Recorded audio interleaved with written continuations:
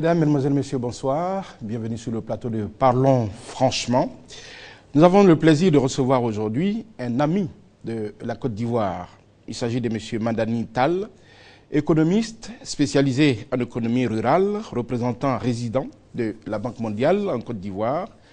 Après 5 ans de bons et loyaux services, M. Madani Tall quitte définitivement notre pays et le groupe de la Banque mondiale. M. Madani Tall, bonsoir. Bonsoir. Alors, j'ai bien dit un ami de la Côte d'Ivoire et pour cause, vous n'êtes pas à votre premier passage dans notre pays. Vous connaissez bien ce pays. C'est vrai. Je suis arrivé en Côte d'Ivoire d'abord comme jeune étudiant au début des années 80. J'étais étudiant aux États-Unis. Et puis je pense que j'ai été marqué depuis. Ensuite, je suis arrivé en Côte d'Ivoire en 92 comme économiste régional au bureau de la Banque mondiale ici. Je suis resté jusqu'en 96. Et là, je suis à mon 3e séjour, disons 2e séjour professionnel, mais 3e séjour en Côte d'Ivoire.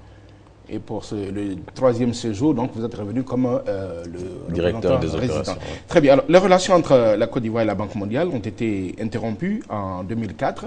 C'était pour des arriérés de paiement. Disons oui, des arriérés de paiement, mais c'était aussi dû à la crise. Je pense que beaucoup oublient que la crise date depuis bien longtemps. En 1999, la Côte d'Ivoire a connu un coup d'État qui a mis fin aux institutions républicaines. Il y a eu un frein au niveau des investissements. Je pense que les bailleurs de fonds, dans leur globalité, ont levé le pied sur la Côte d'Ivoire et ont arrêté les financements. Ensuite, il y a eu ce qu'on connaît, la crise post-électorale, etc., etc. Donc le pays a quand même traversé une longue crise et la Banque mondiale est revenue donc en 2008 pour accompagner, si vous voulez, les accords de Ouagadougou, remettre l'économie sur les rails, parce que pour nous, il était important de nous assurer que l'agenda économique ne devenait pas une excuse pour ne pas avancer sur l'agenda politique. Donc nous avons mis en place des programmes pour non seulement stabiliser les salaires, rembourser la dette intérieure, mais aussi remettre donc en place les infrastructures, ramasser les ordures, boucher les trous sur les routes, remettre l'électricité, l'eau, etc. Alors, il faut préciser que dans la coopération entre la Banque mondiale et nos pays, la banque fait des dons et il y a aussi des prêts. C'est vrai. Disons, pendant toute cette période de crise, nous n'avons fait que des dons en Côte d'Ivoire. Donc tout ce qui a été financé, tous les projets que vous voyez, les appuis budgétaires, ont été faits sous forme de dons.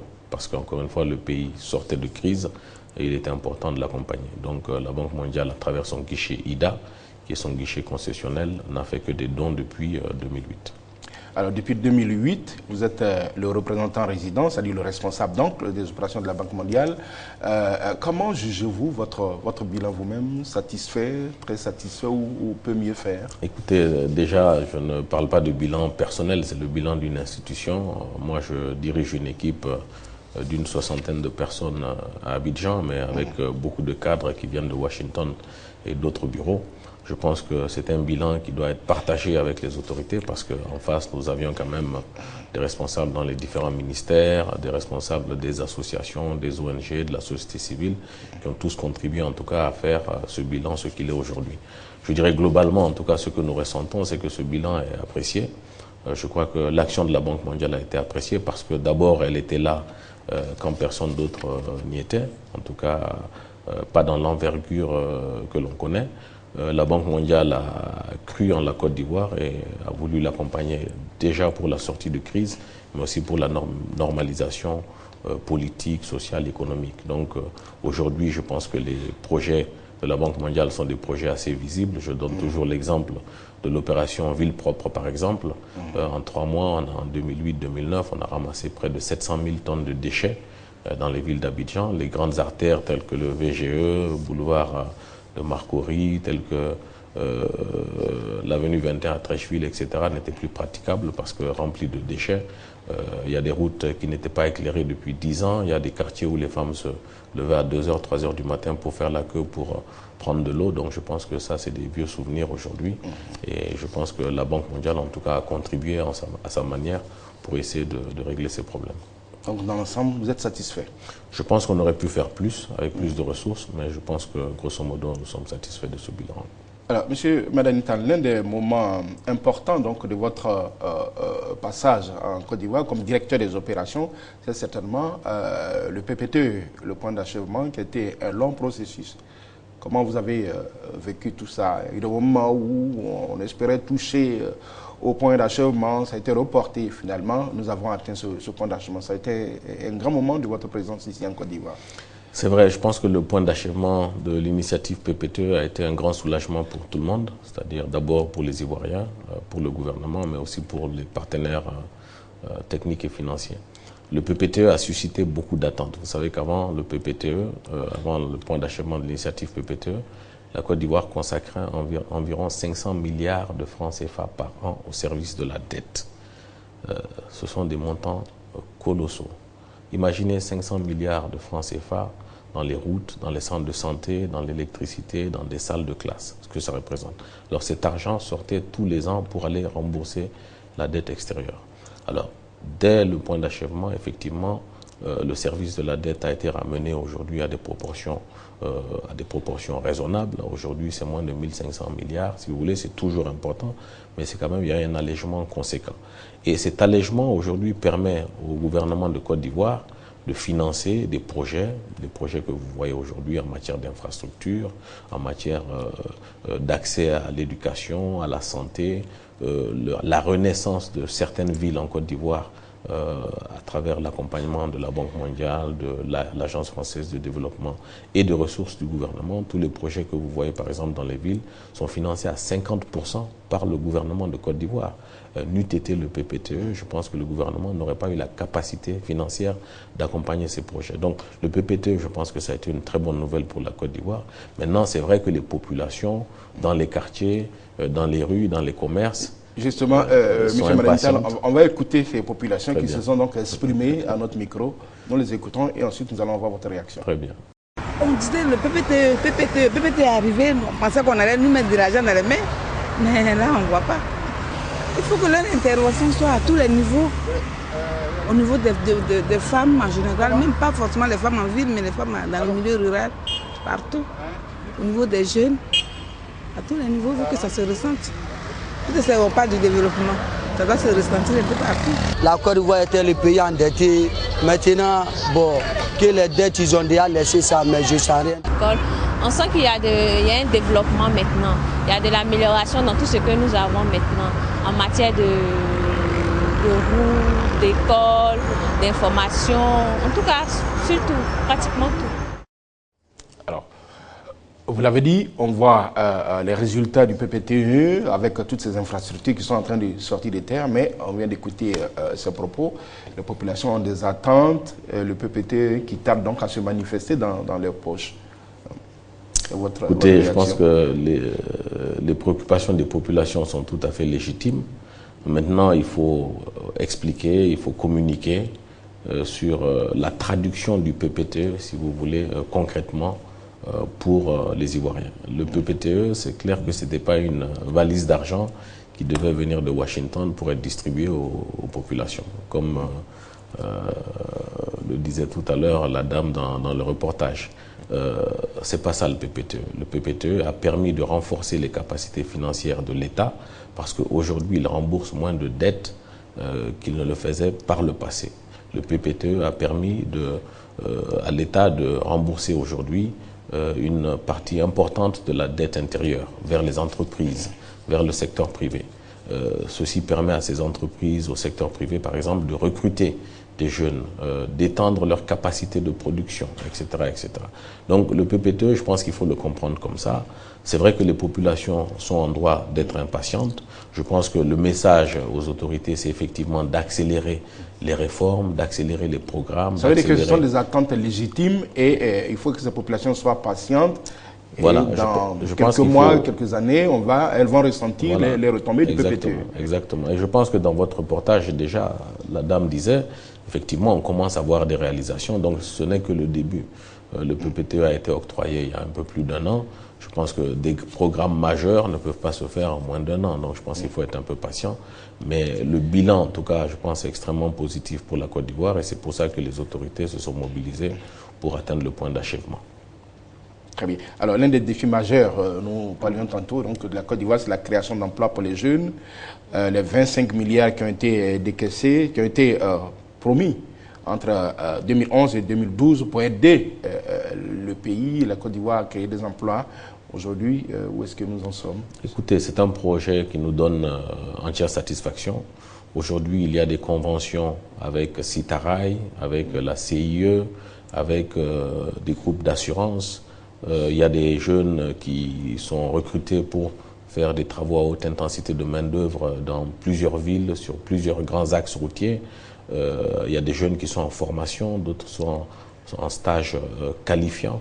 Donc c'est un projet qui est bien géré, qui nous donne satisfaction et qui d'ailleurs sert de modèle pour d'autres pays. Le Burkina Faso aujourd'hui est venu voir l'expérience de la Côte d'Ivoire pour mettre en place le même type de projet. Le Bénin veut mettre en place le même type de projet. La semaine dernière, ou il y a 2 semaines, nous avons envoyé une mission au Gabon pour mettre en place le même type de projet. Donc c'est un projet qui nous donne satisfaction. Maintenant, comme je l'ai dit tantôt, il va falloir l'amplifier parce que l'idée c'était d'essayer une approche pilote et suite à cette approche pilote, voir comment on pouvait passer à l'échelle. N'oublions pas qu'il y a quand même 4 millions de jeunes en Côte d'Ivoire qui n'ont pas d'emploi et ce n'est pas avec ce projet qu'on arrivera à résoudre tous ces problèmes. Par contre, ce projet donne espoir parce qu'il traite tous les types de jeunes, c'est-à-dire le jeune diplômé sans emploi, le jeune de la diaspora, le jeune démobilisé, l'ex-combattant. Tous ces jeunes-là trouvent des modèles, des solutions, si vous voulez, à leurs problématiques dans le cadre de ce projet. Alors, après l'atteinte du point d'achèvement PPTE, vous avez annoncé de grands projets, 50 milliards de francs CFA pour le développement des régions. Monsieur Mandani Tall, est-ce qu'aujourd'hui les choses se concrétisent? Il y a un frémissement, où est-ce que nous en sommes?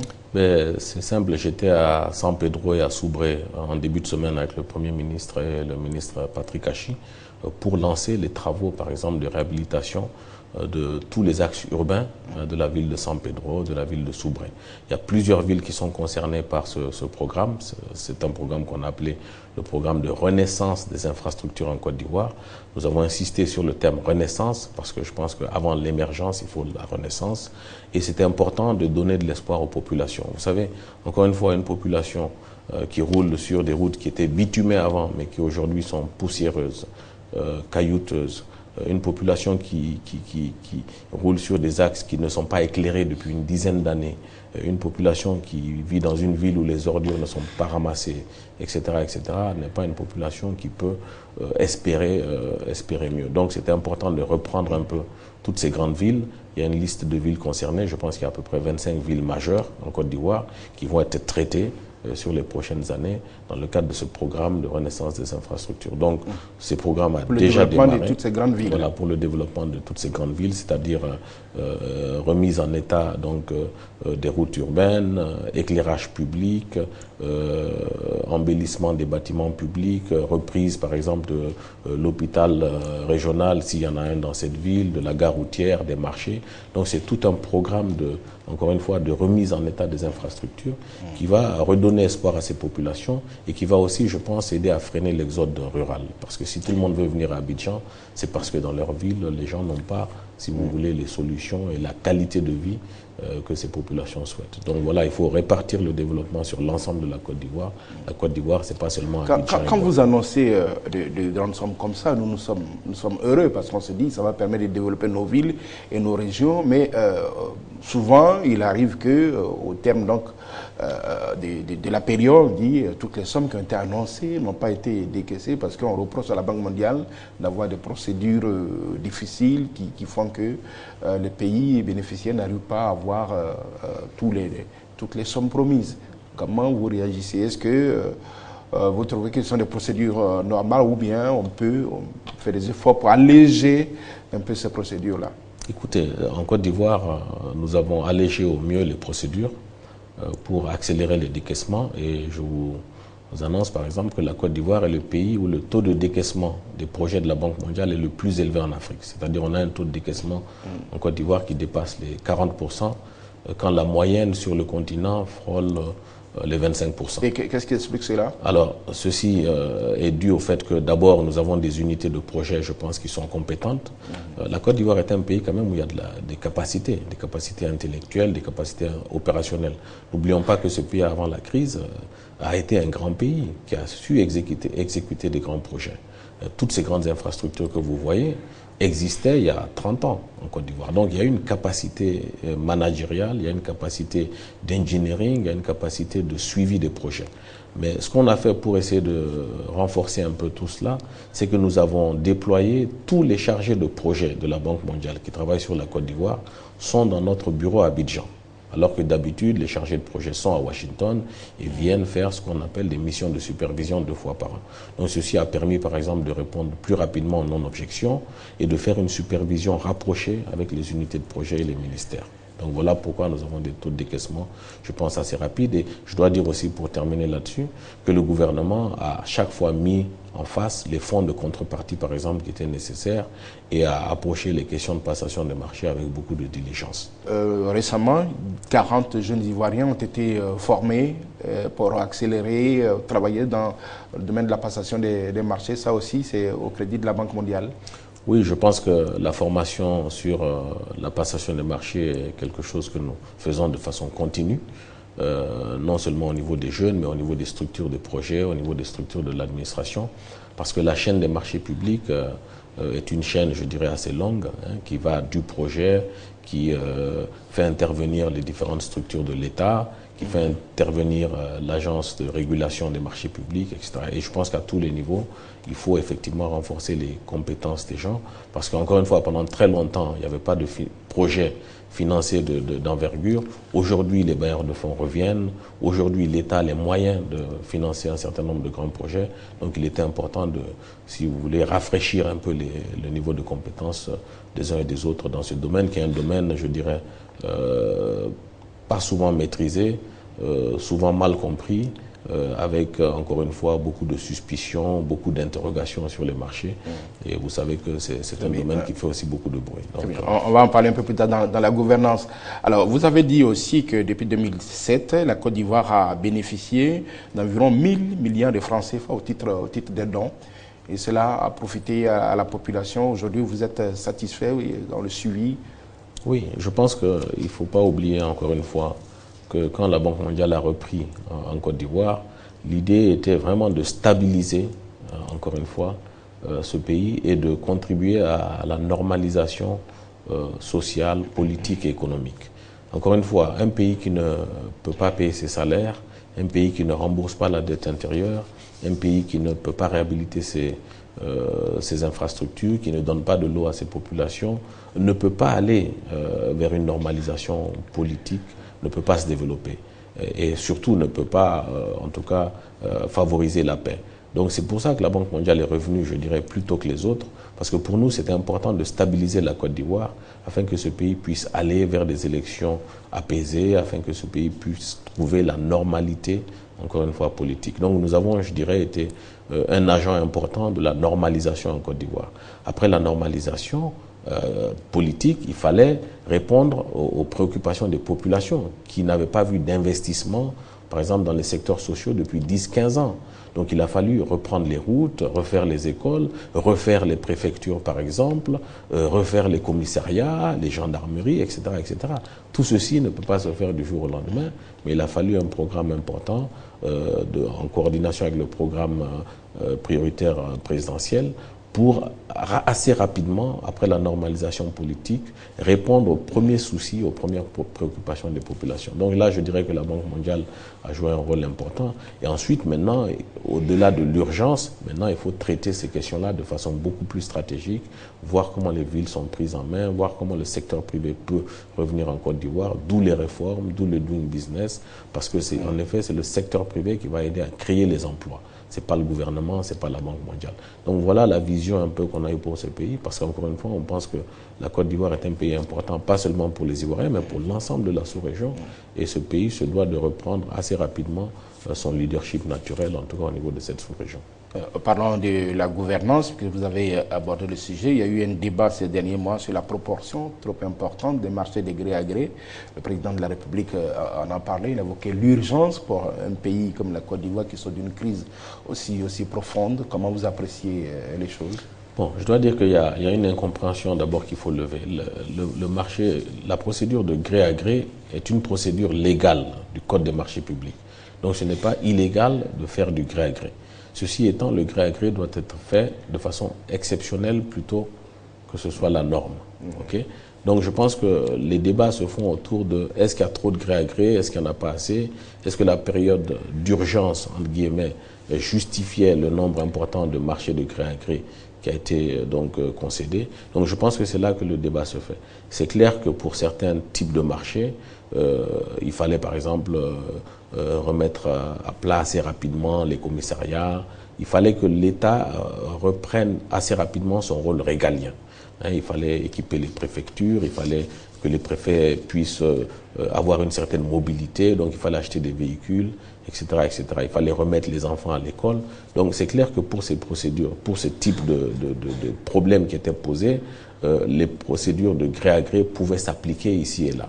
Maintenant, je pense qu'au fur et à mesure que le pays se normalise, c'est clair aussi que la procédure de gré à gré doit être l'exception plutôt que la règle. Donc là-dessus, je pense que le gouvernement, en tout cas, travaille avec les partenaires et a eu un peu les avis des uns et des autres. Je pense que l'Agence de régulation des marchés publics est là aussi pour voir est-ce que ces procédures utilisées par les différents ministères sont justifiées ou pas. Je sais qu'il y a des marchés, par exemple, qui ont été rejetés par l'Agence de régulation des marchés publics.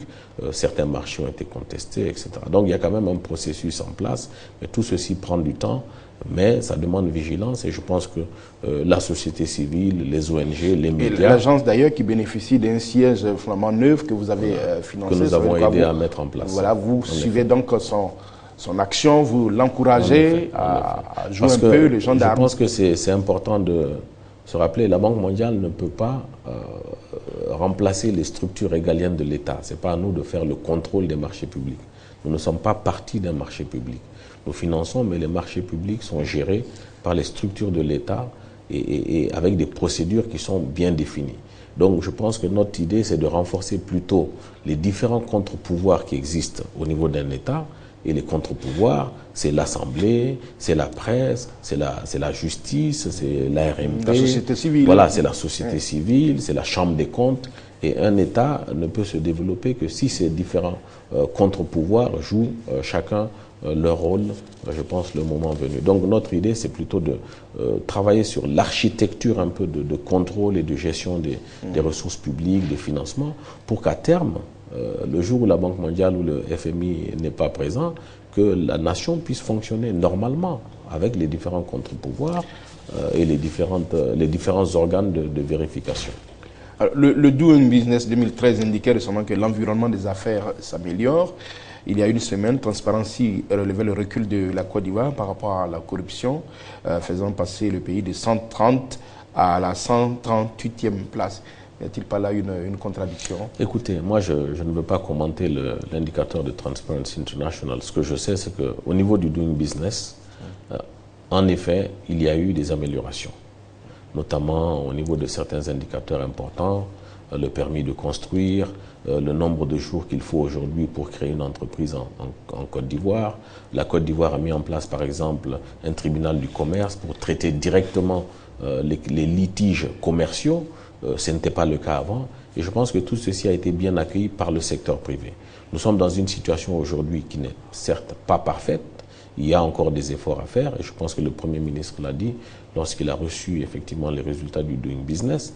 Donc c'est un travail qui va se poursuivre, mais toujours est-il qu'il faut reconnaître quand même que de gros efforts ont été faits et qu'aujourd'hui, je pense, les investisseurs regardent la Côte d'Ivoire peut-être avec un peu plus d'enthousiasme que ce n'était le cas il y a encore quelques années. Dans quelques mois, il y aura le forum Investir en Côte d'Ivoire. Je pense qu'il sera un test pour voir véritablement si les investisseurs, une fois pour toutes, décident de cocher, si vous voulez, la case Côte d'Ivoire comme bonne destination pour investir, et nous le souhaitons.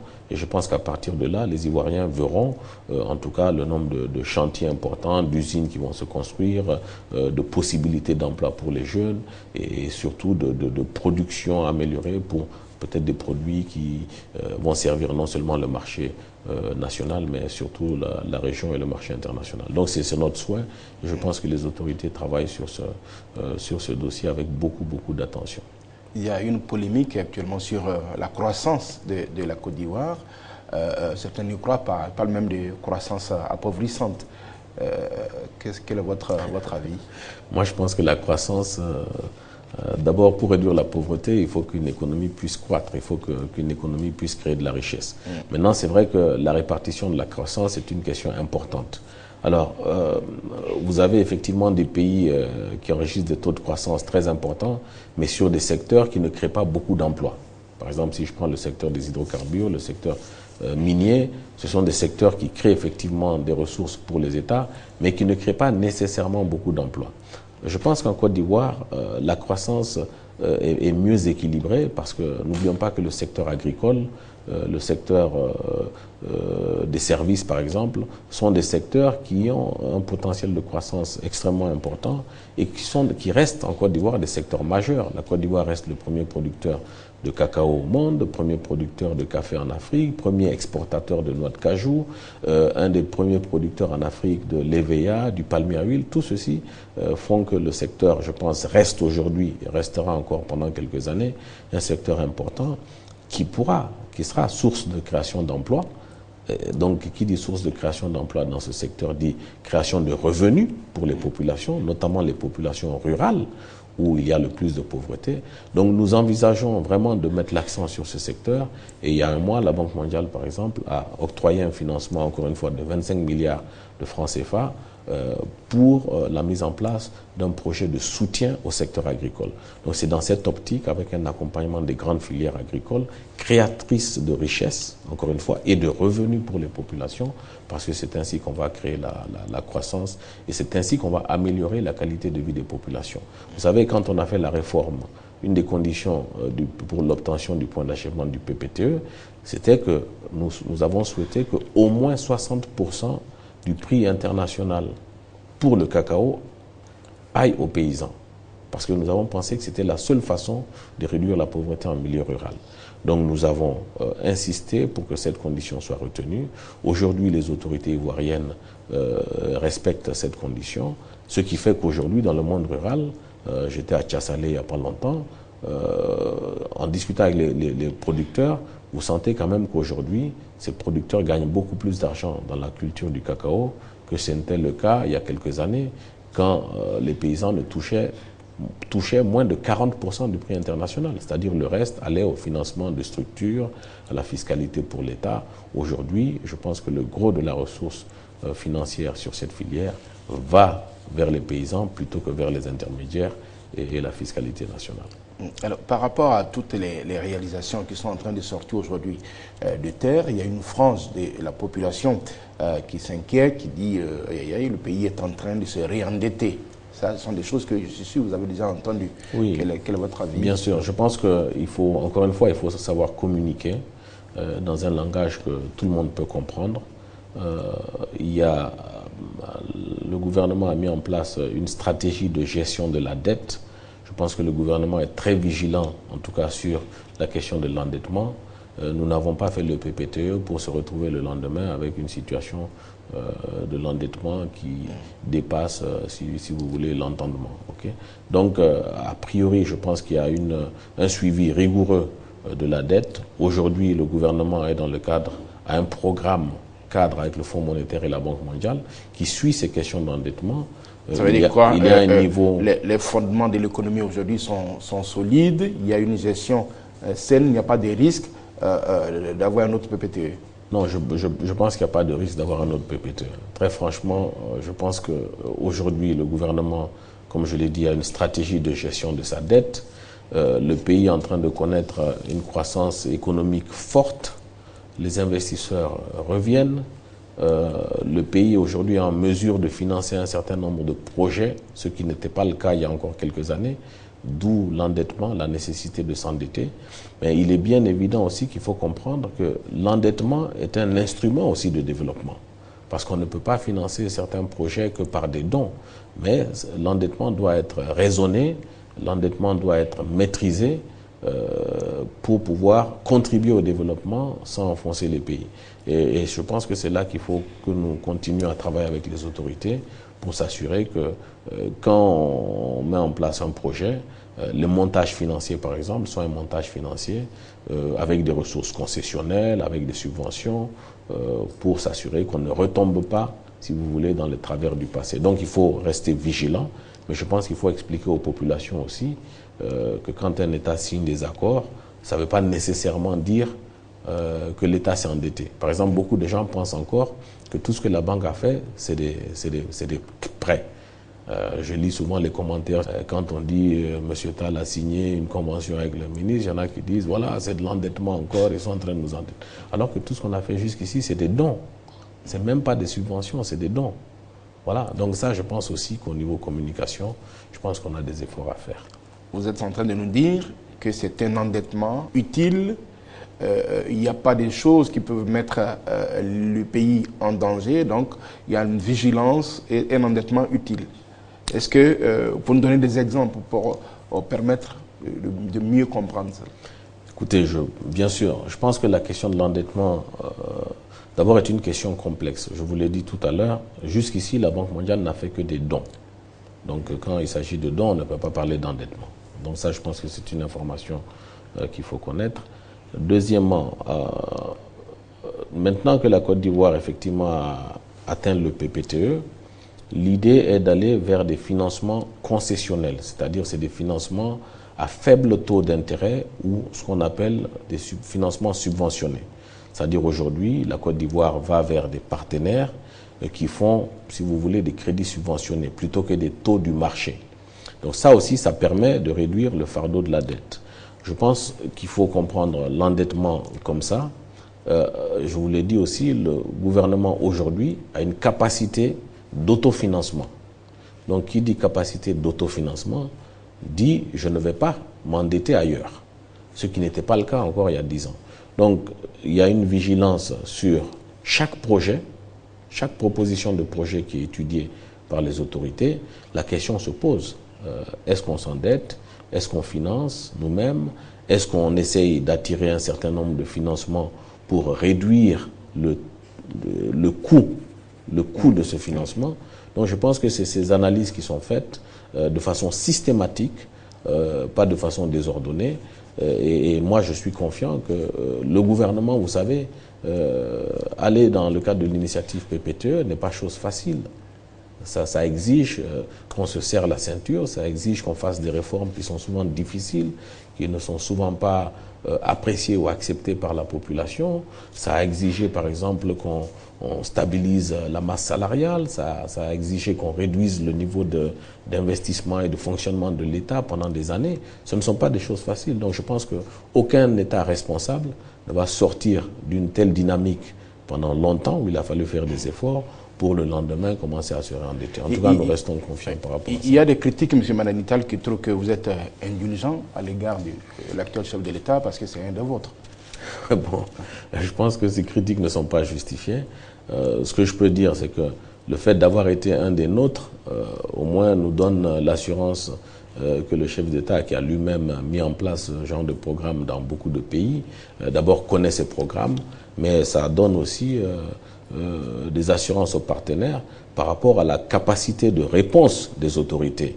Nous savons qu'en Côte d'Ivoire, nous avons en face de nous des gens compétents qui comprennent les programmes, qui sont en mesure d'argumenter pour leur intérêt, qui ne vont pas accepter n'importe quelle réforme ou n'importe quelle conditionnalité.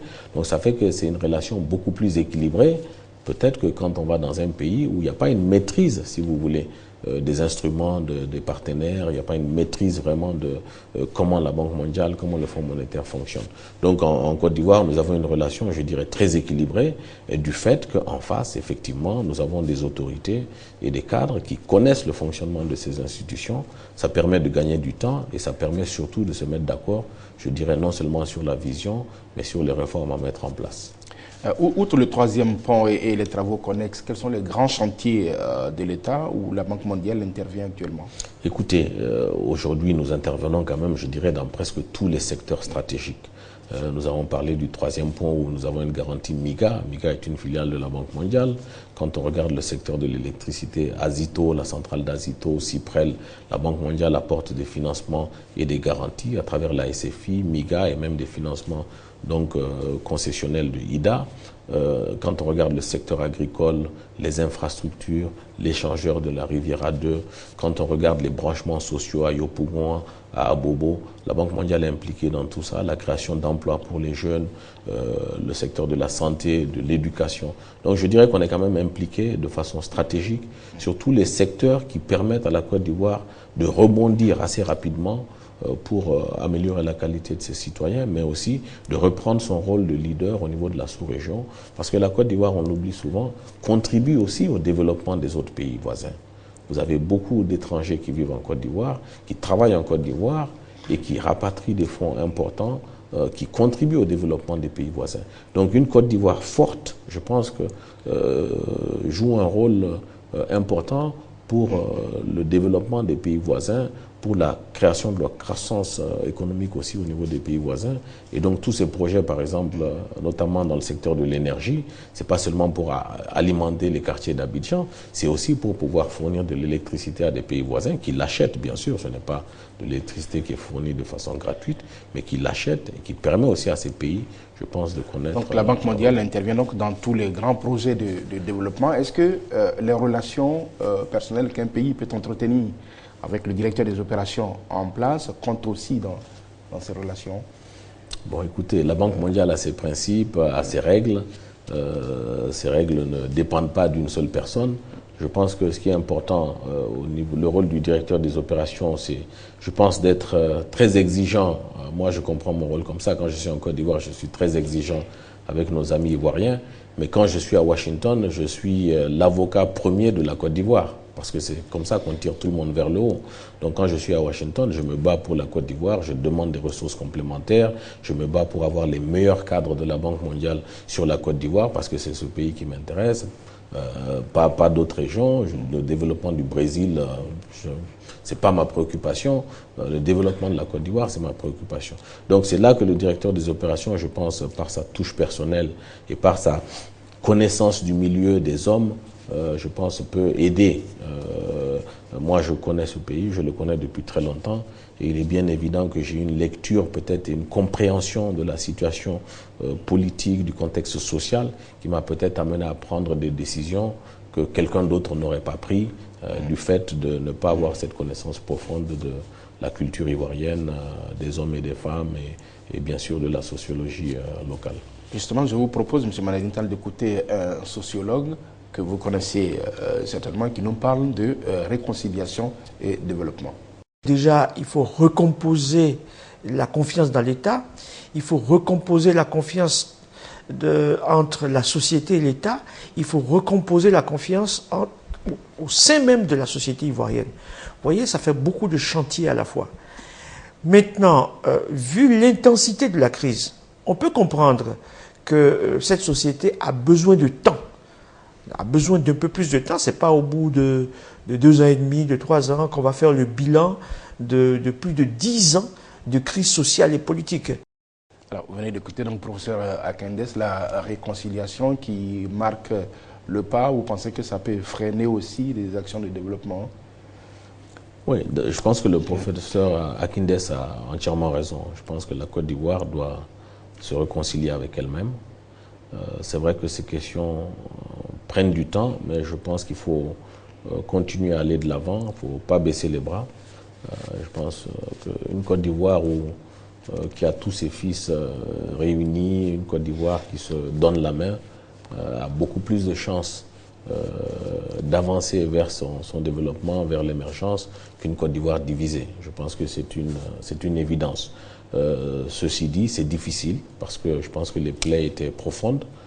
C'est difficile parce que c'est encore peut-être tendu au niveau politique dans certains cas. Mais je pense qu'il faut aller de l'avant. Et je suis de l'avis de certains qui dit que plus on va répondre aux préoccupations sociales des populations, plus on sera en mesure de les aider à se réconcilier. Vous savez, il y a eu des zones qui ont été détruites par la guerre. Il y a eu des écoles qui ont été brûlées. Il y a eu des bâtiments administratifs qui ont été saccagés, etc. Donc, demander aux populations dans ces zones-là de se tendre la main sans apporter une réponse, sans apporter des compensations, des réparations à ces populations, c'est un peu difficile. Donc l'agenda de la réconciliation est un agenda qu'on ne peut pas dissocier de l'agenda du développement. Ça, c'est vraiment ma pensée et je pense que le gouvernement est assez conscient de ça. Je pense que la CDVR fait un travail difficile, mais un travail louable. Je pense qu'il faut l'encourager, il faut le renforcer. Mais la réconciliation, c'est le travail de tous. Ce n'est pas le travail d'une structure ou le travail d'un ministère. C'est le travail de tous, chacun à son niveau, dans son quartier, dans son école, au lieu de travail. Je pense qu'il faut des gestes qui apaisent, il faut un discours qui apaise, il faut aller vers l'autre, il faut tendre la main. Et je pense que c'est comme ça. Et vous, M. Madani Tall, vous partez à un moment où le pays est en pleine reconstruction, où on a besoin de tout le monde, de tous nos amis. C'est un ami que nous perdons. Écoutez, ami qui a contribué à réaliser beaucoup de choses. Écoutez, moi je pense que chacun apporte sa pierre à l'édifice. Moi je suis resté ici 5 ans. Les hommes bougent, les institutions restent. Je pense que la Banque mondiale mettra en face de la Côte d'Ivoire toujours des cadres compétents, méritants, qui seront là pour vous aider à leur façon. Et je pense que c'est la vie, personne n'est indispensable. Moi j'ai fait ma part, comme beaucoup, et je pense que la lutte continue, comme on dit. Et moi, comment vous avez passé ce moment, ces années difficiles que vous avez vécues avec nous?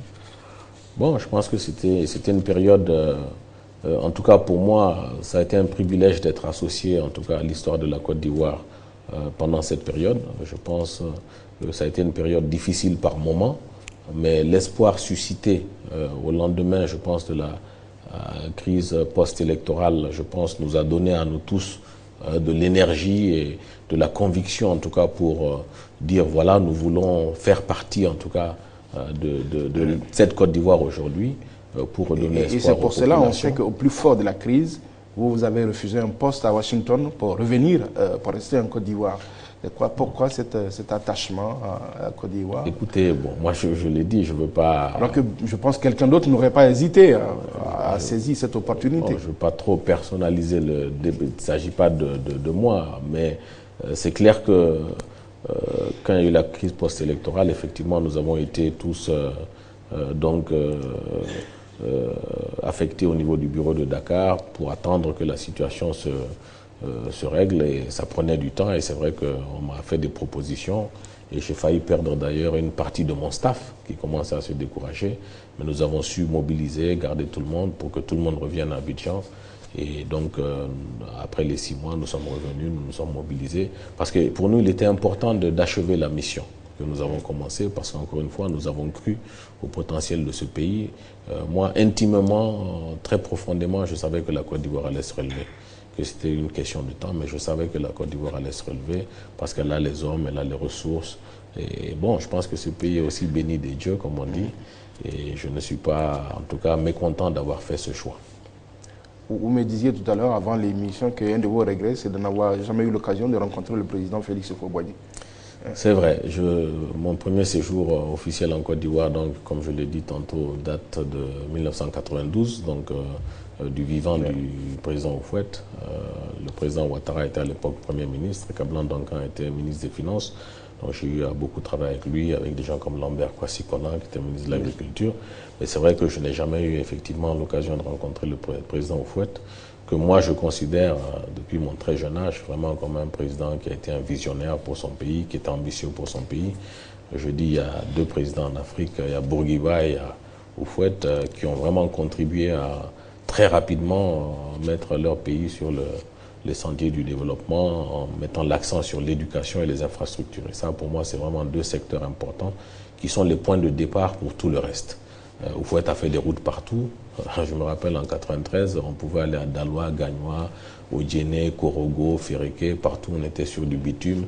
Partout, il y avait un hôtel correct. Partout, on avait un minimum de services. Il y avait de l'eau, il y avait de l'électricité. Et malheureusement, les 10 ou 15 années de crise ont fait reculer ce pays. Mais je suis confiant par rapport au futur. Monsieur Madani Tall, moi, je ne connais pas votre âge, mais je vous regarde. Je sais que vous êtes jeune. Vous avez accumulé beaucoup d'expérience. Vous n'allez pas me dire que vous allez à la retraite avec ça. Vous n'allez pas vous asseoir à Bamako ou à Washington ou croiser les bras. Qu'est-ce que vous allez faire? À quoi allez-vous consacrer votre temps? Écoutez, c'est une décision en tout cas, que j'ai eu le temps de mûrir largement. Je pense que je suis resté à la Banque mondiale 25 ans. Je me suis dit qu'il était temps de faire autre chose et surtout de passer un peu plus de temps avec mes enfants, à qui je n'ai pas pu consacrer tout le temps souhaité du fait de mes fonctions. Donc c'est un peu pour ça. Et puis je me dis qu'il y a aussi d'autres façons d'aider son pays, son continent, d'être utile à la société. Et donc je trouverai certainement le moyen de... Vous êtes malien, le pays aussi est en pleine reconstruction. On a besoin de toutes les compétences. On a entendu votre nom aussi comme pour un Premier ministre. Maintenant que vous êtes libéré, peut-être une piste sérieuse aussi. Écoutez, j'ai peut-être beaucoup de qualités, mais je n'ai pas la qualité d'être un bon politicien, donc j'essaye de... Un Premier ministre n'est pas forcément un politicien, c'est un technocrate. Non, je pense qu'au Mali, il y a de très bons cadres. Il y a un très bon Premier ministre que je connais, qui est d'ailleurs un cousin à moi. Je pense qu'il y a plusieurs façons, encore une fois, d'aider son pays. On n'est pas obligé d'être dans ce genre de fonction. Et puis, l'histoire nous dira comment et quel rôle je pourrais jouer plus tard, en tout cas, pour aider mon pays. Alors, on va terminer cette émission. On m'a dit que vous êtes un passionné de football. On m'a même dit que vous avez un fils qui est, je crois, footballeur professionnel en France. Alors, la Coupe du Monde, c'est pour bientôt. 5 pays africains vont y participer. Comment vous voyez leurs chances dans... Bon, je pense que l'Afrique a de très bonnes équipes. Aujourd'hui, la Côte d'Ivoire, le Nigeria sont 2 pays. Le Ghana sont vraiment 3 pays qui ont, je dirais, les moyens d'aller le plus loin possible. C'est tout le mal qu'on peut leur souhaiter. Je dirais, parmi ces équipes, quand même, mon cœur penche un peu plus pour la Côte d'Ivoire, bien sûr. Qui est votre deuxième pays. C'est mon deuxième pays. Je connais beaucoup de joueurs dans l'équipe de Côte d'Ivoire. Drogba, je le connais très très bien parce qu'il a été formé au Mans, donc au centre de formation du Mans, comme mon fils. Que l'on appelle d'ailleurs là-bas le petit Drogba. C'est une ville que je connais bien. Voilà, donc en tout cas je leur souhaite bonne chance et je pense que ce sera une très très bonne Coupe du Monde, surtout au Brésil qui est un pays de football. Quel est le meilleur souvenir que vous garderez de la Côte d'Ivoire? Il y en a beaucoup, hein. Je dirais, j'ai beaucoup aimé en tout cas les consultations que nous avons pu faire sur le genre à travers le pays pour écouter les femmes de Côte d'Ivoire, pour essayer d'apprécier leurs difficultés, mais aussi l'espoir qu'elles ont en tout cas pour leur pays. J'ai eu à rencontrer des femmes extraordinaires, extrêmement dynamiques, des femmes leaders qui développent non seulement autour d'elles des activités rentables, mais aussi qui essayent de mobiliser d'autres femmes en tout cas pour jouer un rôle important au niveau de leur environnement, au niveau de la société. Ça, c'est un souvenir en tout cas qui me marque. Un souvenir qui me marque, mais qui est un souvenir, je dirais, en continu, c'est cet état d'esprit ambiant des Ivoiriens, qui est un état d'esprit toujours de gaieté, d'humour, un état d'esprit qui arrive à banaliser même les questions les plus sensibles. Et je pense que ça, c'est une qualité que l'Ivoirien il a, que l'on ne retrouve pas ailleurs. Donc ça, c'est quelque chose que j'emporterai avec moi. Merci, M. Madani Tall, d'avoir répondu à nos questions. Nous avons eu beaucoup de plaisir à vous avoir sur le plateau de Parlons Franchement. Merci et à très bientôt. Merci à vous.